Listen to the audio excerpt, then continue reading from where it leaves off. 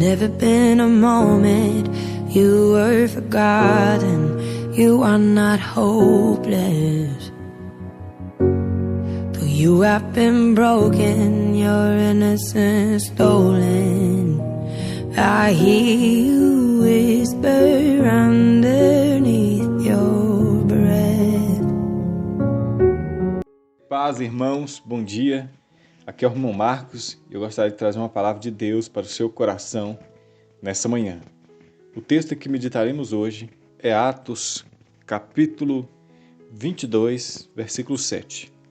E caí por terra e ouvi uma voz que me dizia: Saulo, Saulo, por que me persegues? E eu respondi: Quem és, Senhor? E disse-me: Eu sou Jesus Nazareno, a quem tu persegues.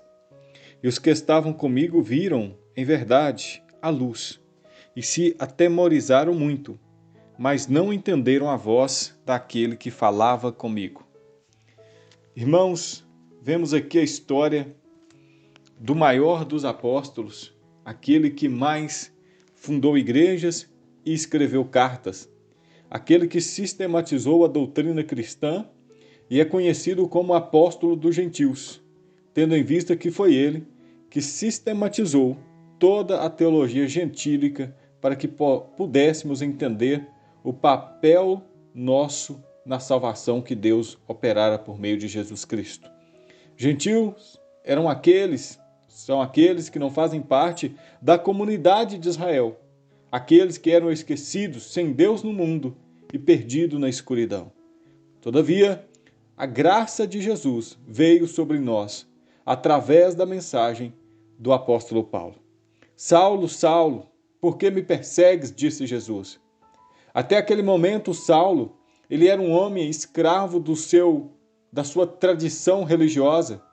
Ele se baseava apenas naquilo que os fariseus escreviam, a interpretação escrita dos fariseus, e naquela base tradicional ele se baseava. Vivia com base naquilo e para ele aquilo era o certo, aquilo era a religião verdadeira. No entanto, o apóstolo, que até aquele momento não era apóstolo, era apenas Saulo, perseguidor da igreja, assassino de crente, estava indo a Damasco em busca de vidas para serem tragadas e perseguidas. Todavia, Jesus, quando ele tem um plano na vida de alguém, pode passar noite, passa dia, passa meses e anos. No momento certo, Deus cumprirá tais planos na vida dessa pessoa. Jesus, em uma luz brilhante mais que o sol, aparece àqueles homens e Paulo, muito mais do que os demais, ele cai em terra ouvindo uma grande voz dizendo: Saulo, Saulo, por que você me persegue? Quem és, Senhor? Nem te conheço, como te persigo? Sou Jesus, a quem tu persegues. Fato é que quem persegue a igreja, quem persegue os seguidores de Cristo, ao próprio Cristo persegue. Quem persegue a obra de Cristo, ao próprio Cristo persegue, porque ele é o cabeça da igreja. Foi ele que chamou aqueles nazarenos, como era chamado por Paulo, aqueles que seguiam o caminho. E agora Paulo ele tem um encontro com o Senhor da igreja, com o dono da igreja, com o cabeça do corpo, que é a igreja, com Jesus Cristo. E com base nessa experiência, o apóstolo Paulo, ele fica cego, depois vai a Damasco, as escamas caem dos seus olhos e então ele passa por essa profunda experiência com Jesus que marcará profundamente todo o seu ministério. A base de todo o ministério de Paulo é o novo nascimento, um encontro genuíno com Cristo Jesus, o Senhor. E ele então muda de vida. Irmãos, eu quero dizer uma palavra para o seu coração nessa manhã.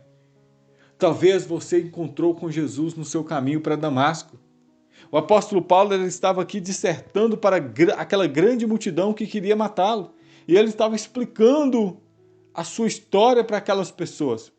O apóstolo Paulo ele tinha como motivo central para a sua mensagem a sua própria vida.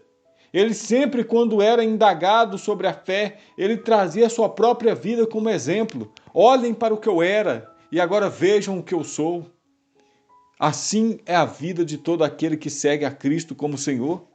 Eu digo, irmãos, que todos nós passamos pelo caminho de Damasco, porque a conversão cristã não é um conhecimento intelectual da Bíblia.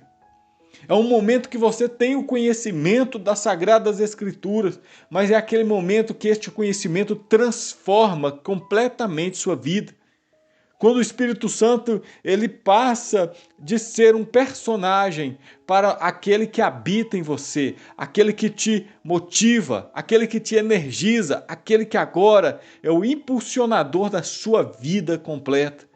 Eu quero te fazer uma pergunta. Você lembra do seu momento em Damasco? Não se esqueça. No dia em que Jesus se revelou a você, no dia que Jesus ele se apresentou a você muito mais do que um personagem de um texto, mas como uma pessoa viva que transformou sua vida. Lembre-se desse momento, chore aos pés da cruz, olha que tamanho amor, que tamanha misericórdia. Você era inimigo dele, estava tentando destruí-lo, todavia ele te amou, te abraçou, abriu seus olhos, ele te teve nos braços. Ele não levou em consideração seus pecados anteriores, perdoou suas dívidas e deu a você uma carreira proposta para que você seguisse nessa caminhada. Todos nós temos esse momento com Damasco. Nós vemos em Éfeso que quando as pessoas se converteram, eles pegaram seus ídolos, suas imagens e queimaram em praça pública, porque eles tiveram um encontro com Cristo genuíno e verdadeiro, a pessoa santa de Cristo. Meus irmãos, será que você teve esse encontro com Jesus? Então ore pedindo a Ele auxílio, para que a sua vida seja transformada, muito mais do que em circuncisão ou circuncisão, muito mais do que rituais. O que Paulo sempre valorizava era ser nova criatura. O que importa é o ser nova criatura.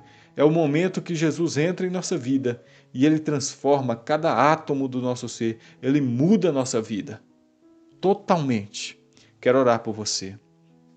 Senhor, a Tua palavra diz aqui que muitos estavam com Paulo, mas eles não entenderam. Quantos, Pai, que não vão entender a nossa conversão? Nossos amigos não vão entender porque nos convertemos. Falarão mal de nós, porque eles podem ver até a luz, Pai. Eles podem até ver, mas não vão entender nada. Assim como esses que estavam com Paulo. Pai, que a nossa vida seja um exemplo do Seu poder transformador na vida daqueles que creem em Ti, ó Senhor.